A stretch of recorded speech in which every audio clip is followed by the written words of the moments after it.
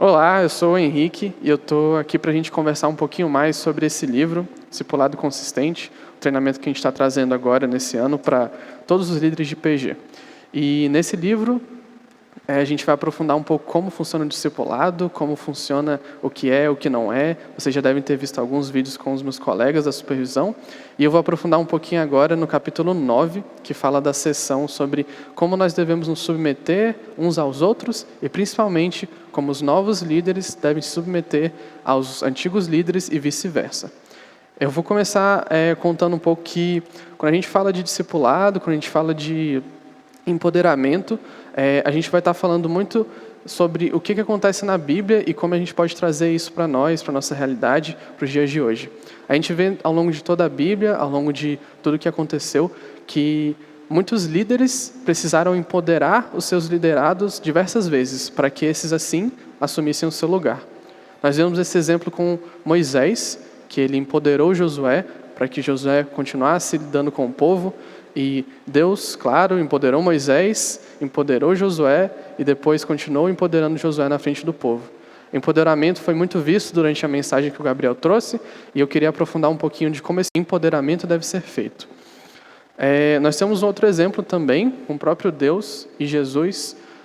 Deus, quando Jesus chega no monte, quando Deus fala às pessoas por causa de Jesus, ele fala: "Este é o meu filho, a quem me alegro." Então, Deus está empoderando Jesus à frente dos homens.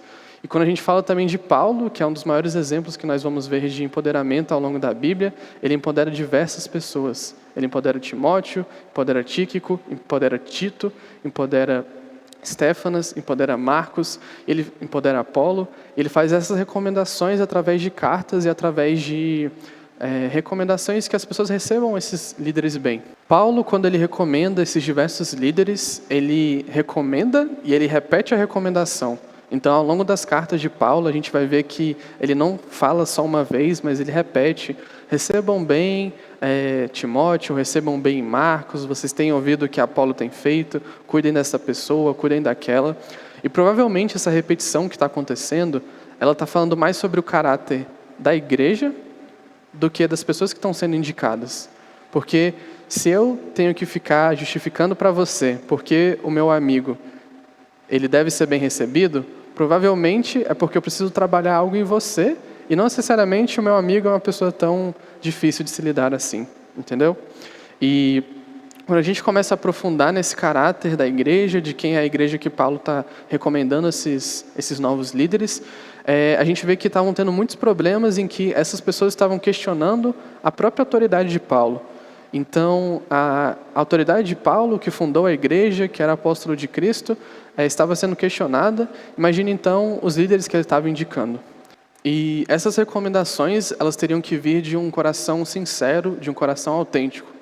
Quando a gente vai falar sobre técnicas de oratória, quando a gente vai falar em público, que era o exercício do empoderamento na época, você estuda que as pessoas conseguem sentir com muita facilidade se você está sendo autêntico ou não.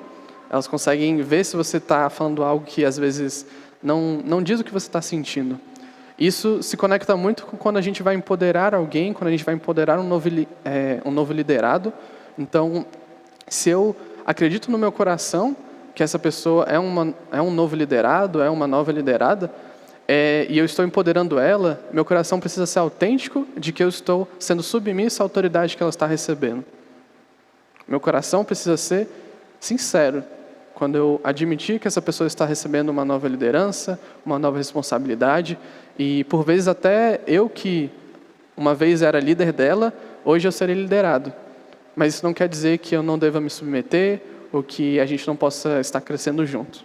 E esses novos líderes, quando foram recomendados por Paulo, eles eram líderes que, por muitas vezes, até de uma forma subconsciente, a igreja via como sombra dos grandes líderes. Como assim?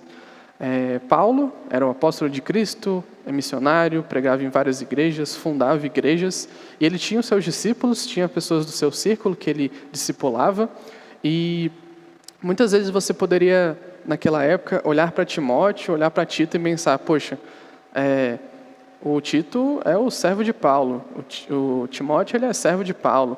E essa imagem do mestre e do discípulo, não era discípulo nesse caso, era quase como se fosse um escravo, ficava ligado a essas pessoas de forma que um sempre seria a sombra do outro.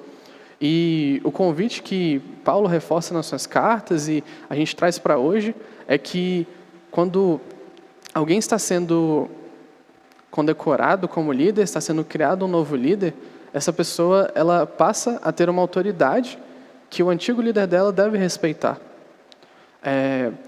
O Novo Testamento inteiro, ele de diversas formas fala para a gente uns aos outros, e obedecer uns aos outros e submeter-se uns aos outros. Então, quando a gente começa a falar sobre você, líder de PG, você que está assistindo esse treinamento, como você tem empoderado os seus liderados? Você tem tido um coração sincero na hora que você empodera eles? Essas pessoas, quando elas estão naquele cargo, naquela situação que você colocou, por exemplo, aquela pessoa está liderando uma parte do PG, ou aquela pessoa está liderando, às vezes, um novo PG, que multiplicou do seu, você tem dado autoridade para essa pessoa? Se essa pessoa for liderar você, você consegue se submeter a ela? E são esses questionamentos que trazem a gente hoje, nesse tópico, porque na sociedade que vivemos, uma sociedade estratificada, nós tendemos a trazer as lideranças que foram criadas pelo mundo para dentro da igreja. E esse tipo de liderança, dentro da igreja, ele cai por terra, porque aqui todos se submetem a todos. Então, o analfabeto lá fora, ele aqui dentro ele ensina aquele que é doutor lá fora. O sargento, ele lidera o coronel. Dentro da igreja, todos os títulos caem por terra.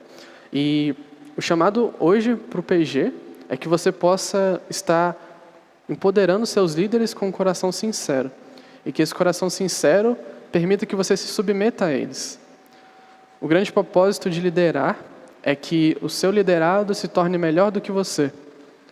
Seguindo esse propósito, então, quando ele se tornar melhor que você, quando ele fundar PGs, quando ele multiplicar, quando ele fundar igrejas, você vai ficar feliz e vai se submeter a ele, assim como ele submeteu a você anteriormente.